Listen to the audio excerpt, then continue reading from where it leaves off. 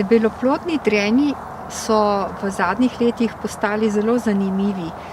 Tudi razvoj žlahtnjenja je šel zelo na široko, predvsem v vzhodnoevropskih državah.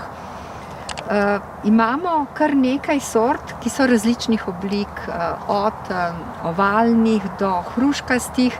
Predvsem se razlikujejo od naših domačih drenov po tem, da so plodovi večji in debelejši. Tudi koščica je precej večja.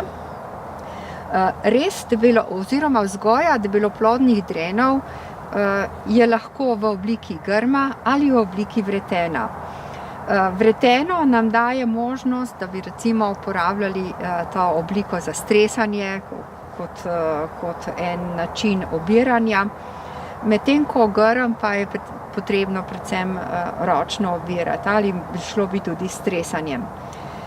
Pomembno je pri drenih to, da jih za razliko od ostalih jagodičastih vrst režemo raje jeseni kot spomladi, kajti to je prva rastlina, ki cveti in je res nekako že v tem obdobju, v februarju, že skrajni čas bilo izvesti.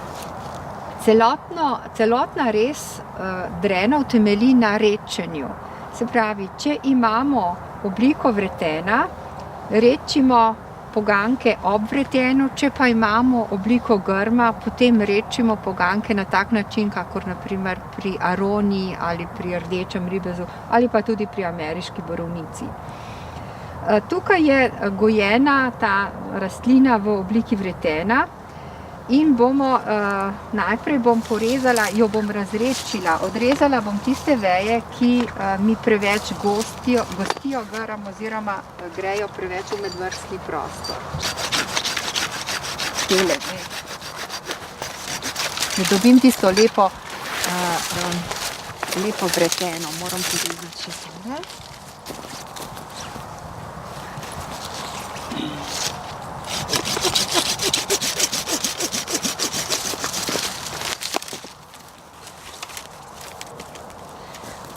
Če želim imeti lep vretenast grm, potem moramo odstraniti tudi te poganjke ob tleh.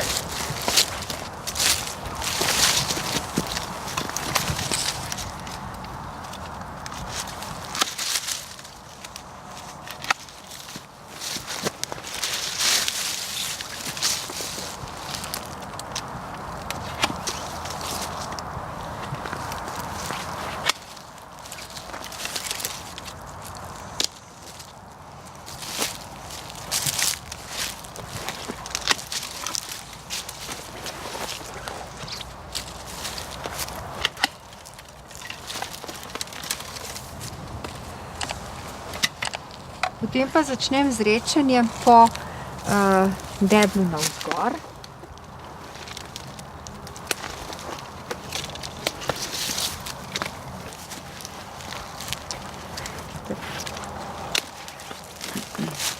In ko pogledam od daleč, je ta razporeditev rodnih poganjkov zelo ugodna. Vsi so tudi zelo vloženi, kar mi zagotavlja ustrezen pridelek in zato je to vse, kar v bistvu človek naredi. Nič ne prikrajšujemo, nič ne odvajamo, samo redčimo.